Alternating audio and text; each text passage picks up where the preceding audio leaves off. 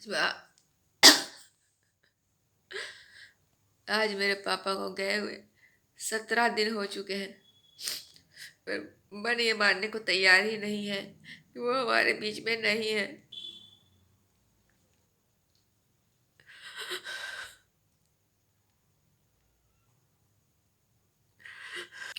पापा ऐसे ही अचानक छोड़कर चले जाएंगे, सोचा ही नहीं था। मन मानता ही नहीं कि पापा हमारे बीच में नहीं है। उनकी चीजें बार बार उनकी याद दिलाती है। लगता है हर आर्ट पे लगता है जैसे अभी लौट कर आएंगे। किसी की भी चलने की आवाज आती है तो लगता है जैसे पापा आ रहा है। हमने कभी सोचा ही नहीं था कि मेरे पापा भी मर सकते हैं।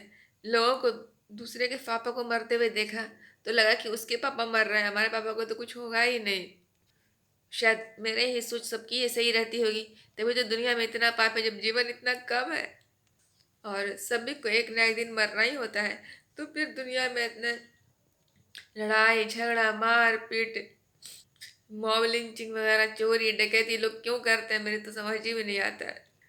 बार बार ये ख्याल मन में आता है कि किसी अच्छे हॉस्पिटल में और दूसरे हॉस्पिटल में पापा को ले गए होते तो शायद पापा बच जाते। गलत फैसले ले लेने का अफसोस होता है। बार बार मन में गुस्सा भी आता है कि पापा को क्यों नहीं बचा सके। हमारे शास्त्रों में लिखा है कि मौत किसी न किसी बहाने से आती है।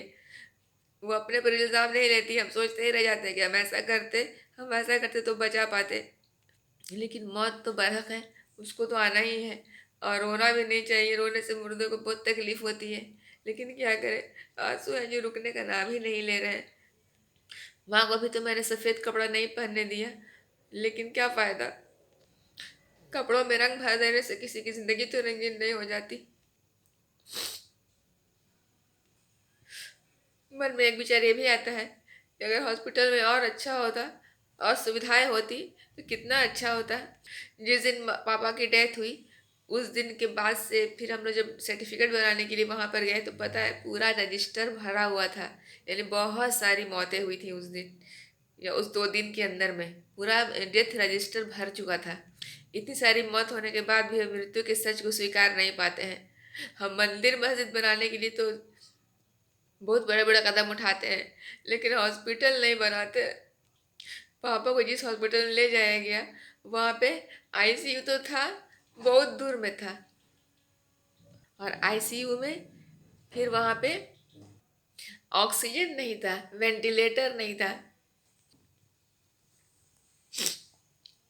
मेरे पूरे परिवार ने रात भर जाग कर भगवान से प्रार्थना की, दुआ की कि पापा को अच्छा कर दे, लेकिन भगवान ने नहीं सुना। तो ऐसे भगवान के लिए हम लोग मंदिर क्यों बनवाते हैं। अगर हॉस्पिटल ज़्यादा होता तो शायद उनकी जान बच सकती थी। एम्बुलेंस वैसे ही ख़राब थी, उसमें एक आदमी आया जो बॉडी को उठा के ले जाने में बहुत प्रॉब्लम हुई क्योंकि हम लोग अकेले थे। एम्बुलेंस वाला इतना बदतमीज था, उसको कोई इंटरेस्ट नहीं था, शायद रोज़ देखते देखते उसका कलेजा पत्थर हो चुका होगा।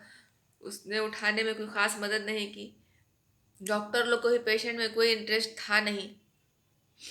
अगर मंदिर से ज़्यादा अस्पताल होते तो बहुत सारी जानें तुरंत बचाई जा सकें। दुख तो जीवन भर रहेगा, एक दिन एक हफ्ता महीनों सालों शायद ज़िंदगी भर। जो क्षति हुई है वो तो कहीं पूरी हो गई नहीं। हम लोग का कोई था भी नहीं, हम लोग सिर्फ 4 लोग हैं दुनिया में, माँ बाप और 2 भाई, और आपस में ही एक दूसरे को संभाल रहे हैं। अभी इशा का वक्त हुआ है और अभी बज रहा है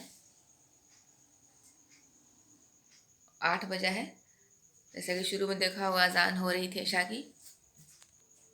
अब आगे की ज़िंदगी खुद ही संभालनी है। तो मेरी वीडियो को लाइक कीजिएगा, शेयर कीजिएगा, सब्सक्राइब कीजिएगा। बाय। मुझे अपने पापा के लिए कुछ करना है, तो प्लीज़ हमको सपोर्ट कीजिएगा।